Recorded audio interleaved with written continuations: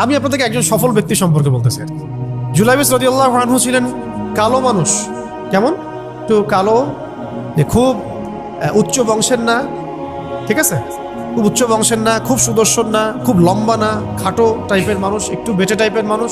টাকা পয়সা একদমই নাই, একদমই টাকা পয়সা নাই, বংশমর্যাদা এইসব দিক থেকে তাকে আন্ডার স্টিমেট করা হয় আর কি। এমনকি ফিজিক্যাল স্ট্রাকচারও তারা আমাদের অনেকের মধ্যে সুদর্শন। তার অবস্থা কেমন? নবী সাল্লাল্লাহু আলাইহি ওয়াসাল্লামের সাহাবীরা অন্য হাদিস থেকে বলেছেন যে নবী সাল্লাল্লাহু আলাইহি ওয়াসাল্লাম মসজিদে যেতেন, মদিনা মসজিদ নববীতে যেতেন, রাস্তার পাশে তিনি পড়ে থাকতেন।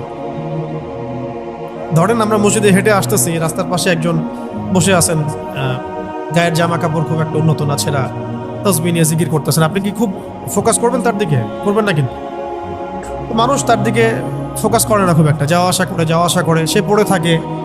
কেউ খাবার দিলে খায়, না দিলে খায় না। এইভাবেই তার দিন যাচ্ছে।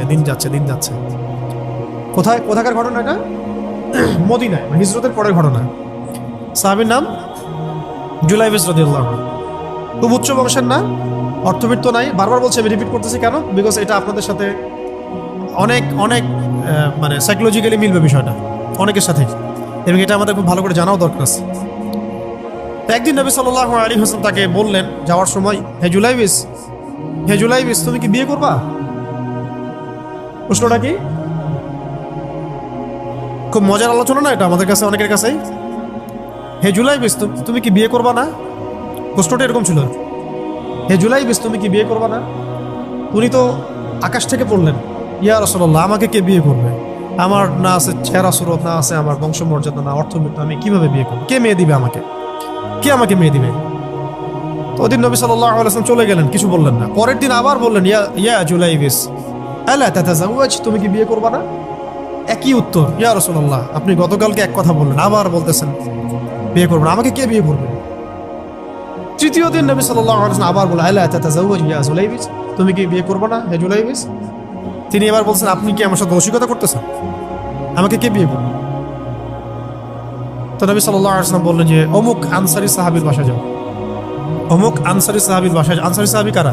যারা মুহাজির সাহাবীদেরকে আশ্রয় দিয়েছেন। অমুক আনসারী সাহাবীর বাসায় যাও, সেখানে একজন বিবাহযোগ্য নারী আছে, মেয়ে আছে, তাকে গিয়ে বলো যে আমি রাসূল সাল্লাল্লাহু আলাইহি ওয়াসাল্লামের পক্ষ থেকে আমার বিয়ের প্রস্তাব নিয়ে আসছি। তিনি গেলেন, যাওয়ার পরে বললেন যে আমাকে প্রস্তাব সহ পাঠানো হয়েছে। মেয়ের বাবা আর মায়ের রিয়াকশন ছিল অনেকটা সাধারণত যা হয় তেমন আর কি। তুমি বিয়ের প্রস্তাব নিয়ে আসছো, তুমি কি খাওয়াবা মেয়েকে? কোথায় রাখবা? তোমার তো নিজের কোনো থাকার জায়গা নাই। প্রশ্ন কিন্তু যৌক্তিক কি? আমি মেয়ের তো বাবা, আমিও তো এই প্রশ্নই করবো নাকি? প্রশ্ন করবেন না? আপনার মেয়ে থাকলে এভাবে প্রশ্ন করবেন তো আপনি। তারাও সেই প্রশ্ন করলেন, এমনকি এক পর্যায়ে রিফিউজ করে দেওয়া হলো, না এটা পসিবল। এই কথাগুলো, কনভারসেশনগুলো ভিতর থেকে শুনছিলেন সেই মেয়ে নিজেই, আনসারী সাহাবী, মদিনার আনসারী মেয়েরা কিন্তু অনেক সুদর্শন তৎকালীন সময় গেছে, উচ্চ বংশের সুদর্শন, খুবই ইলেমওয়ালা হতেন তারা, হিপস ক্ষমতা খুব থাকতো, খুবই জজবাওয়ালা, মানে জিহাদের মাঠে একদম যুদ্ধ করেছেন তারা, একদম নবী সাল্লাল্লাহু আলাইহি ওয়াসাল্লামের আশেপাশে ছিলেন। উহুদের সময় একজন আনসারী সাহাবী ছিলেন, মহিলা সাহাবী, উম্মে আমারা তীর ছুঁড়েছেন নবী সাল্লাল্লাহু আলাইহি ওয়াসাল্লামের পাশে। তো ওনারা কিন্তু খুবই গায়রতওয়ালা মানুষ। তিনি বলছেন, হে আমার বাবা মা, এই প্রস্তাব কে পাঠিয়েছে? নবী সাল্লাল্লাহু আলাইহি ওয়াসাল্লাম। যে প্রস্তাব রাসূল পাঠিয়েছেন সেটাকে কিভাবে তোমরা ডিনাই করো? আমি জুলাইবিসকে বিয়ে করবো। কে বলছেন এটা? আপনি পুরা সিস্টেম খুঁজে এরকম একটা আনসারী সাহাবীর মতো মেয়ে আমাকে দিতে পারবেন? ইল্লা মাশাআল্লাহ, হইতে পারে ইল্লা মাশাআল্লাহ। তো ওই মেয়ে নারী সাহাবী, তিনি রাজি হলেন। এবার শোনেন, এবার বিয়েও হলো, মাশাআল্লাহ, বাসর হলো, এবং সকালবেলা আওয়াজ হচ্ছে, মদিনার চারপাশে এলান হচ্ছে যে হে মুসলিমরা, সবাই বের হও, ইহুদিদের সাথে যুদ্ধে আমাদেরকে খায়বারে যেতে হবে। আমাদেরকে খায়বার আক্রমণ করতে হবে। নবী সাল্লাল্লাহু আলাইহি ওয়াসাল্লাম তোমাদেরকে আদেশ করেছেন। এটা কিন্তু হুদাইবিয়া সন্ধির পরের ঘটনা। আর ইহুদিদের সাথে আমাদের বেশ কয়েকটা যুদ্ধ হয়েছে, বনু কুরাইজার সাথে, বনু কাইনুকার সাথে, বনু নাজিরের সাথে, এবং ফাইনালি খাইবারে এদের সাথে।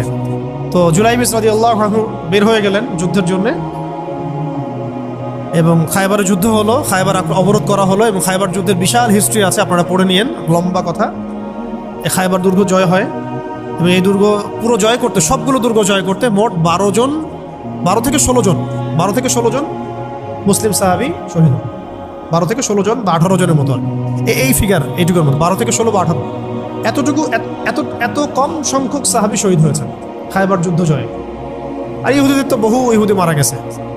এবং খায়বার বিজয়ের পরে মুসলিমদের আর্থসামাজিক যে অবস্থান, মানে টাকা পয়সা, ল্যান্ড, গনিমতের মাল প্রচুর বেড়ে গেছে। এখন নবী করিম সাল্লাল্লাহু আলাইহি ওয়াসাল্লাম শহীদদের লাশ তালাশ করছে, কোথায় কোথায় শহীদরা আছে, তাদের মানে কবরস্থ করার প্রসেসিং হবে। উহুদ যুদ্ধেও তো হয়েছে না, ওই রকমই প্রত্যেকটা যুদ্ধেই তো এটা হতো। লাশগুলো তালাশ করতে করতে করতে করতে করতে একটা কর্নারে গিয়ে তিনি দেখলেন সেখানে জুলাইবিস রাদিয়াল্লাহু আনহুর লাশ পড়ে আছে। কার? জুলাইবিস রাদিয়াল্লাহু আনহুর লাশ পড়ে আছে, যার ব্যাপারে আমি গল্পটা বলছি আর কি। এবং তার গায়ে অসংখ্য তরবারের দাগ, ক্ষতবিক্ষত অবস্থা, এবং তার আশেপাশে মোট 1 2 3 4 5 6 7 8 9 জন ইহুদির লাশ পড়ে আছে। ছোট সাহাবী, বলেছি আকৃতিতে ছোট, খুব উঁচু বংশের না, অর্থ সম্পদ কম, দেখতে সুন্দর না, গতকাল বিয়ে করেছেন, কেউ তাকে বিয়ে দিতে যাচ্ছিল না। তার এক পাশে কয়জন ইহুদির লাশ, তার পাশে মোট 9 জন ইহুদির লাশ পড়ে আছে, মাঝখানে তার লাশ ক্ষতবিক্ষত অবস্থায়। এই অংশটুকু আপনারা পড়ে নিয়েন, পড়লে আরো ভালো ফিল করবেন, একা একা পড়লে আরো ভালো ফিল করবেন। নবী সাল্লাল্লাহু আলাইহি ওয়াসাল্লাম নিজে তার কাছে গেলেন। হাদিসের মধ্যে আসছে, সিরাতের কিতাবের মধ্যে আসছে, নবী সাল্লাল্লাহু আলাইহি ওয়াসাল্লাম নিজে তার কাছে গেলেন। যাওয়ার পরে তার যে মাথা, সেই মাথার পাশে নবী সাল্লাল্লাহু আলাইহি ওয়াসাল্লাম বসলেন। বসার পরে নিজের হাতে জুলাইবিস রাদিয়াল্লাহু আনহুর চেহারা থেকে এরকম করে ধুলাবালিগুলো সরানো, নবী সাল্লাল্লাহু আলাইহি ওয়াসাল্লাম তার গা থেকে রক্তগুলো আমাদের নবী সাল্লাল্লাহু আলাইহি ওয়াসাল্লাম মুছলেন, আদর করলেন, চুলগুলো ঝাড়লেন। দৃশ্যটা চিন্তা করেন, তার চুলগুলো তিনি ঝাড়তেছেন, চেহারা থেকে রক্তগুলো মুছতেছেন। কে? নবী সাল্লাল্লাহু আলাইহি ওয়াসাল্লাম তার চেহারা ধুলাবালিগুলো মুছতেছেন। নিজের এই পায়ের মধ্যে, উরুর মধ্যে তার মাথাটাকে নিয়ে এসে রাখলেন নবী সাল্লাল্লাহু আলাইহি ওয়াসাল্লাম। রাখার পরে এভাবে আদর করতেছেন। আর এরপর উপরের দিকে তাকালেন, তার জন্য তো দোয়া করলেন, উপরের দিকে তাকালেন, তাকে চোখ নামায় নিলেন। সাহাবা কেরাম তো আশেপাশে আছেন অনেকেই, বললেন যে ইয়া রাসূলুল্লাহ, আপনি এমনটা কেন করলেন, চোখ নামায় নিলেন কেন? তখন তিনি বললেন যে আমি দেখলাম যে জান্নাতের হুরদের মধ্যে অসংখ্য হুর ছুটে আসতেছে, কে জুলাইবিসকে আগে বরণ করবে তার জন্য। তিনি নিজে কাঁদলেন, জুলাইবিসের জন্য নিজে কাঁদলেন, নিজের হাতে তাকে এইভাবে উঠালেন। তিনি ছোট মানুষ ছিলেন। এরপর 2 হাত দিয়ে তাকে উঠালেন, উঠায় নিজের হাতে তাকে দাফন করলেন।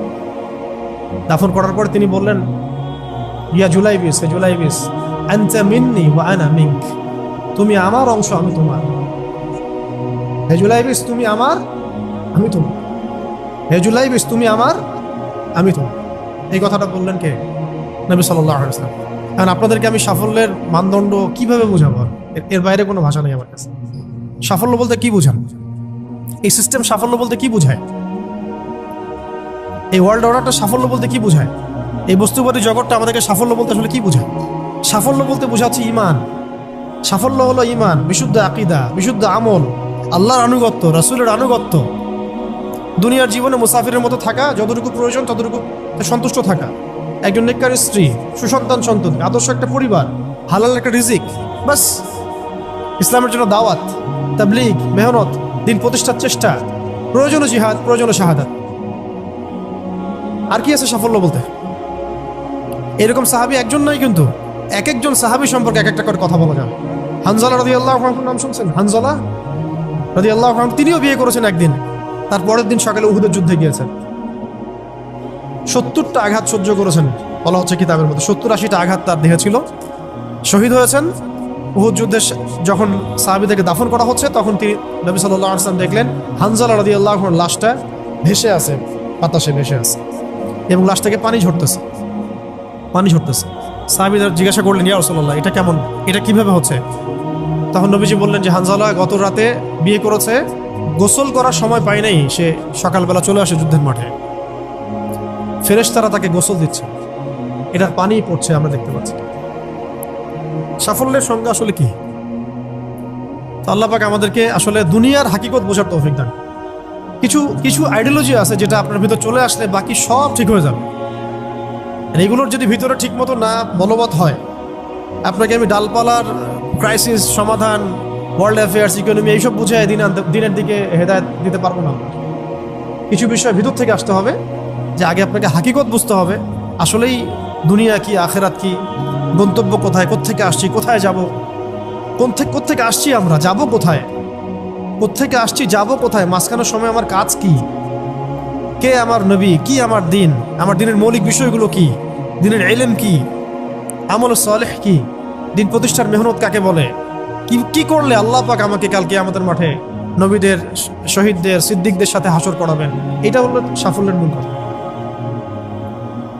এর মানে এই না যে দুনিয়াতে আমরা কিছুই করব না, ব্যবসা করব না, আমরা চাকরি বাকরি করব না, আমরা মানে মুআমালাত মুআশারাত করব না, বিষয়টা তো এমন নয়। কিন্তু কথা হচ্ছে আমাদের মূল উদ্দেশ্যটা কি হবে। স্ত্রী সন্তান তো আমাদেরও আছে, কেন আপনি তাদের ভরণ পোষণ দিবেন, কেন তাদেরকে আপনি বড় করবেন সুন্দর করে? বিকজ তারা আপনার জন্য রিজিকের অংশ, তারা আপনার তাজারিয়া, তাদের উপর আপনার হক আছে, আমার উপর তাদের হক আছে।